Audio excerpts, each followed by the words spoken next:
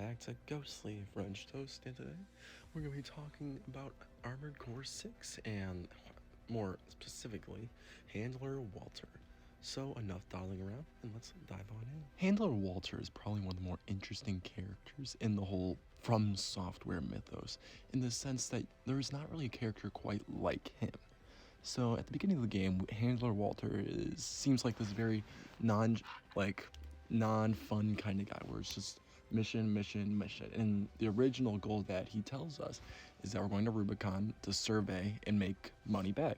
And he says, even to motivate us, that we'll get our old life back, we'll get our old body back, all that, if we find the coral on Rubicon. And that's what we go along with till most of the game, until we fight the first version of Balteus.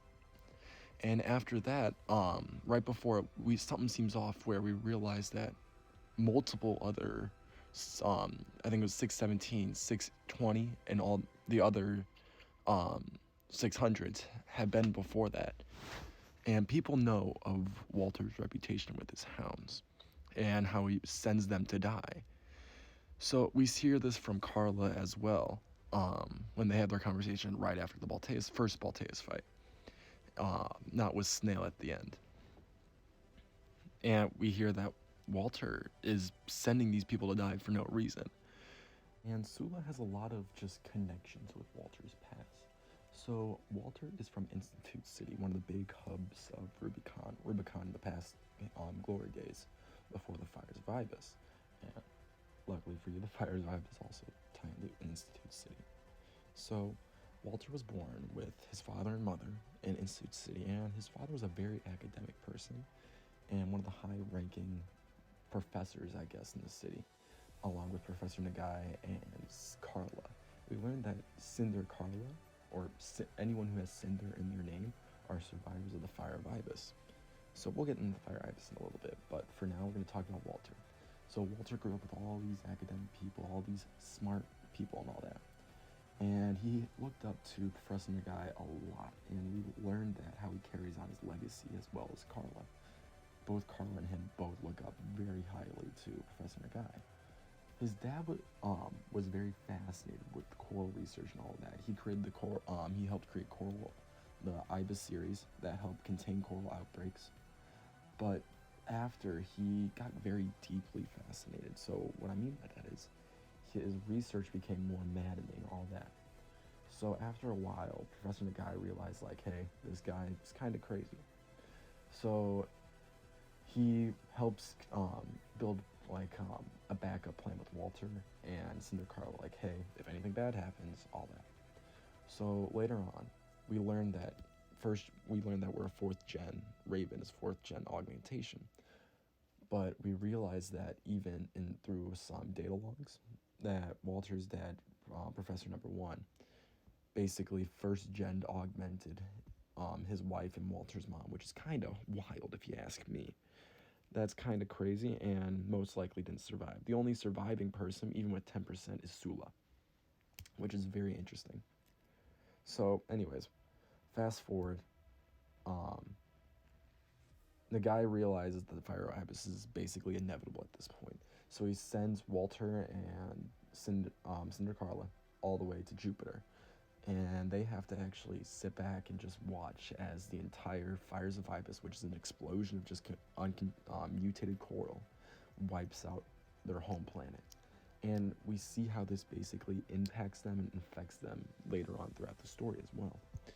We see how Walter is basically carrying on this legacy, and he has all these bottled up emotions because he basically he has a big survivor's guilt complex, where it's like, dude, Carla and I were probably the last few people that actually survived my home planet's explosion, which is crazy. Yes, there's Rubicon Liberation Front, but they don't really know what actually happened. I feel like a lot of people, at least my theory, because I feel like Institute City is more of a myth than anything, but a lot of people don't know what's going on. I feel that most importantly when Walter's explaining the Ibis series, and we've never even heard of the Ibis series before, but we heard of Institute City, we heard of all the legends, all that. So I think that's a very just little point to point out that no one really knew much what was going on. It was a very secretive place from what I can tell. So anyways, Walter has this big survivor's guilt complex where he's wanting to carry on the burdens of every everybody because he doesn't want another fire virus because another one could probably destroy the entire star system or get just nearby planets as well because it was such a powerful explosion. So him and Carla basically plot for a long time that they were gonna find Institute City again, and they were gonna get rid of the coral for good. And they use Xylem, the Flying City, to basically do that, as they're basically acing the whole Trump wildcard that no other corp would expect. Because I feel like Xylem's also a very similar case where the fog and all that I feel like it was also connected to Institute City in some way, shape or form. Like I feel like it's something similar. It's an old abandoned city right before, and I feel like no one's really touched it. So I feel like there's some kind of connection that they know about. Because I feel like finding a city that can fly is kind of crazy. We learned that Walter was the one who sent in the survey groups before, and the Xylem, all that fun shenanigans. So anyways, the plan is to crash the Xylem into Institute City, which is kind of crazy. Carrying on from Walter's legacy and his burden that he feels like he has to carry. This leads into two endings. One where you actually follow Cinder Carla's plan to go against Air and her whole Rubicon Liberation Front deal. The ending we're going to more importantly look at is the one where you side with Air, kill Cinder Carla and Chatty in order to stop Xylem from crashing into Institute City. So in the end, the final boss fight of that game, or that side quest, is Walter. And we see what happens when Arquebus basically brainwashes, mind controls, and adapts him into a AC, where he doesn't want to fight you. And I feel like the entire story has him basically feeling like he has to carry on his legacy, when I feel like he doesn't want to. Because after you escape from Arquebus's control in the junked AC, he's like, find your freedom, find your choice. And I feel like at that point, he realized that even though his family's important, legacy's important and all, he's more looking out for you, or Raven in this case, because he's developed such a friendship and like brother or father like mindset with you, which is it's an interesting thing, because in the end we see that he's happy that Raven found a friend and that he's actually becoming something that he's wanted. And we can still see that even in the fight, he's actually feeling sympathetic. He's like, oh, you can have money, you can have your body back with all the money you want, but he doesn't. He just keeps on fighting because he's brainwashed, as said earlier.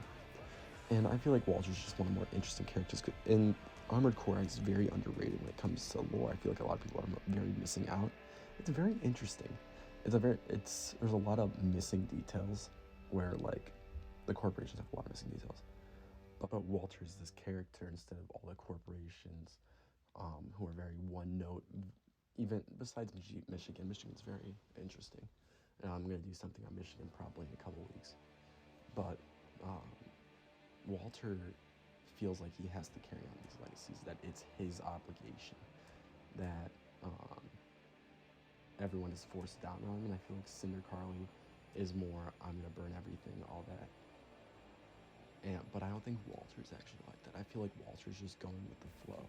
He's been surrounded by high-ranking science officials or like smart people when he was in six, so I feel like that just has an effect on him where he's always going to listen to higher ups, because there's always going to be someone smarter than him, right? Because at the time, as far as he was still a kid, so I feel like he was going to listen to Cinder Carla, and all that.